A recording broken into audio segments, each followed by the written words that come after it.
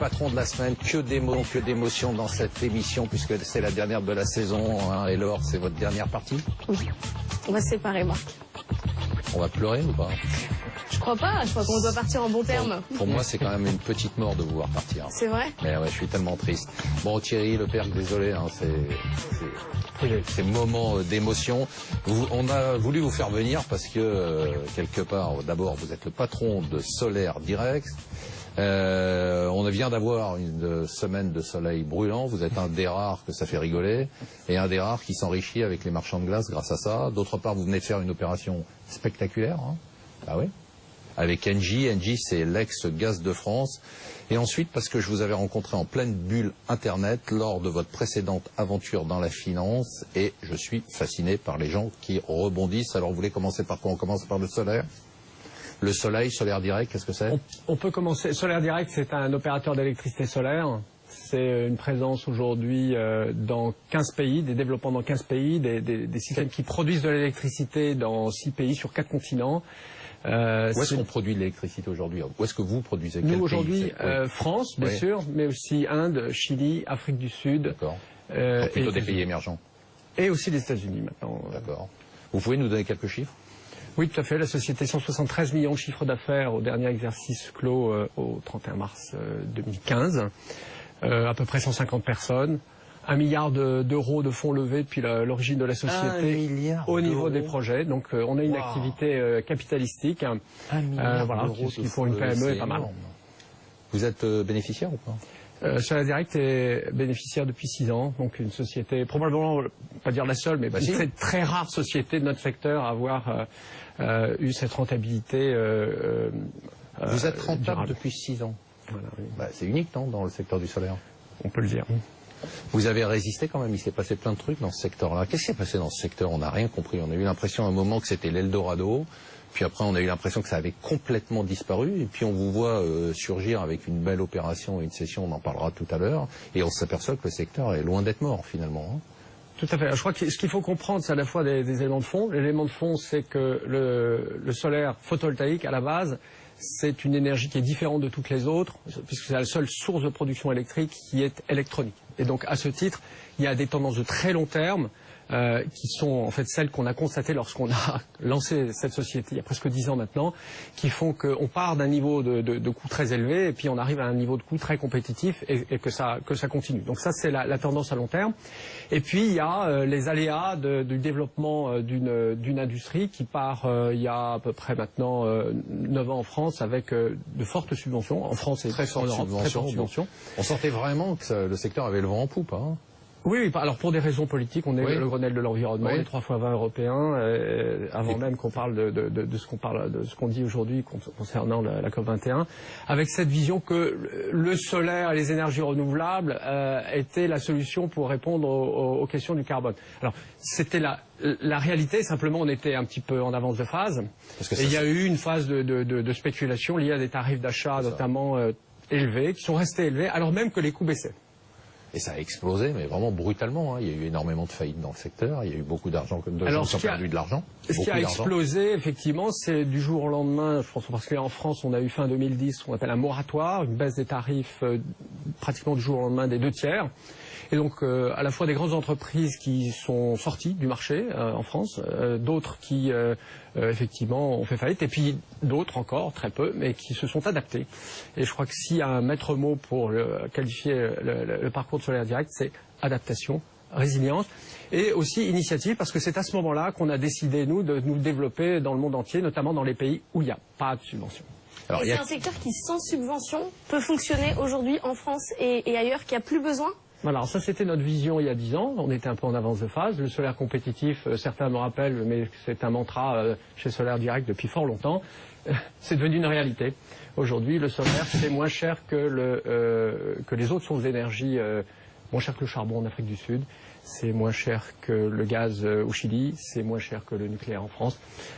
C'est aujourd'hui l'énergie, et je le dis avec beaucoup de force, l'énergie à entre 60 et 90 $ du mégawattheure, pour être précis, l'énergie la plus compétitive pratiquement partout dans le monde. Alors je vous propose de réagir à cette déclaration du président de la République la semaine dernière à Lyon lors du sommet climat et territoire. On lit les textes, y compris pour la préparation de la conférence sur le climat, on a parfois du mal à les comprendre.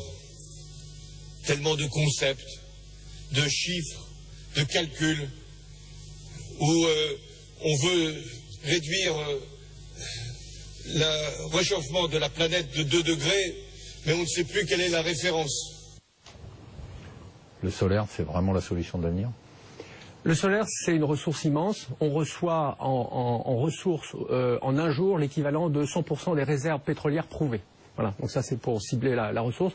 L'autre élément de ressource, c'est que le silicium dont on a besoin pour faire tout ça, c'est 28% de l'écorce terrestre, 38 milliards de tonnes. Il y en a partout, il y en a plus sur la plage de la Baule qu'on n'aura jamais besoin pour les 100 prochaines années. Donc ça, c'est 2 ressources infinies et qu'il faut ensuite effectivement convertir en énergie, une énergie qui aujourd'hui est compétitive.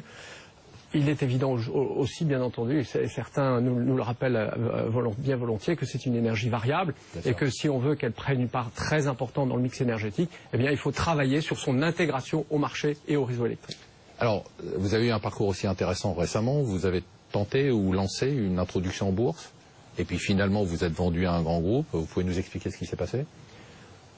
Le solaire aujourd'hui, c'est une énergie qui devient compétitive. Le solaire compétitif, c'est un projet immense, en fait. Quand on y réfléchit, c'est un projet énergétique immense.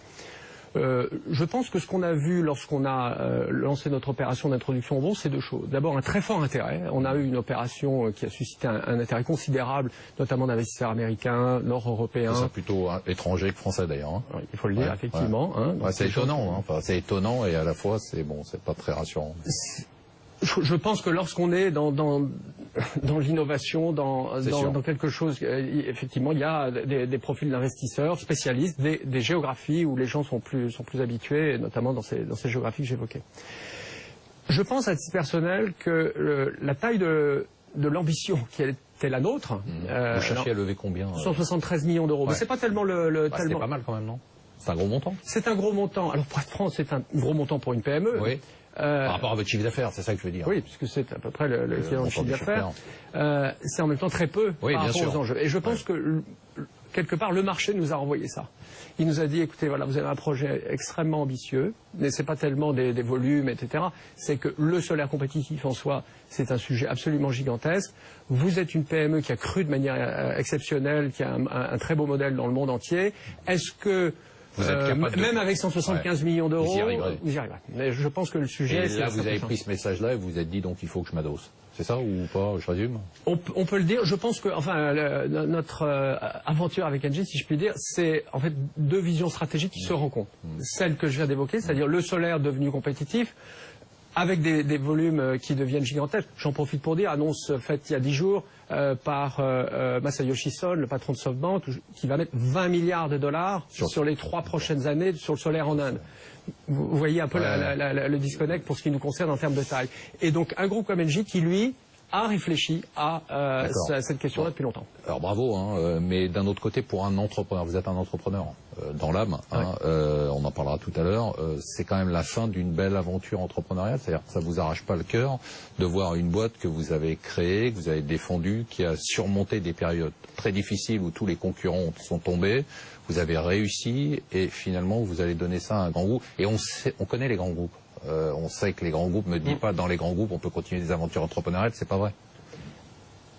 Solaire Direct, c'est une histoire assez atypique. C'est une histoire de partage. On a partagé, on est une équipe de 7 fondateurs qui sont d'ailleurs dans la société toujours presque 10 ans après.